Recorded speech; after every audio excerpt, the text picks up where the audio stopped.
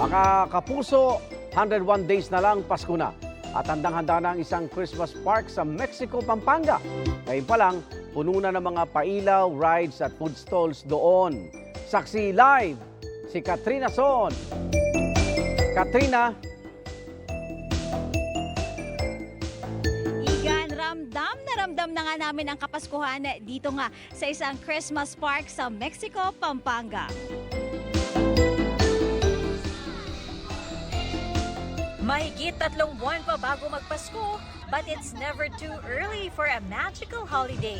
Mapayang man o young at heart, mapapawaw sa nagagandahang mga pailaw at iba't ibang rides sa isang Christmas park sa Mexico, Pampanga. Tampok ang mga karakter mula sa Snow White, Charlie and the Chocolate Factory at Alice in Wonderland.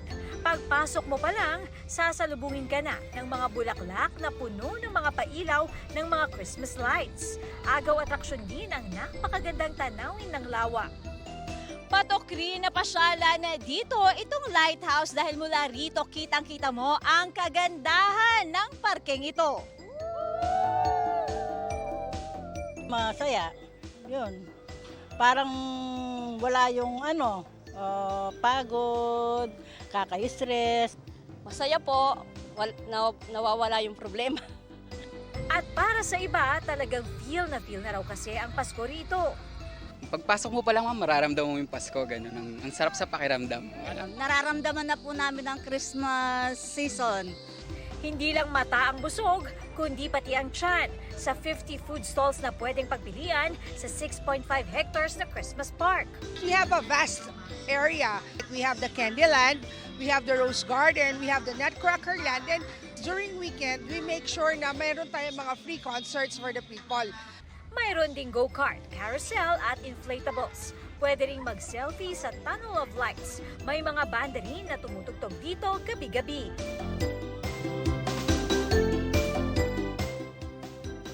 Igan, talagang buong puwersa kami ngayon dito at talagang napakasaya dito. Bata man, matanda, maging fur babies ay welcome dito. Magtatagal nga ito hanggang Enero. At live mula dito sa Mexico, Pampanga para sa GMA Integrated News. Ako, si Katrina Son, ang inyong saksi. Mga Igan, samahan niyo kaming saksiyan ng mga balita. Mag-subscribe sa GMA Integrated News sa YouTube. Para sa mga kapuso abroad, samahan niyo kami sa GMA Pinoy TV at sa www.gmanews.tv.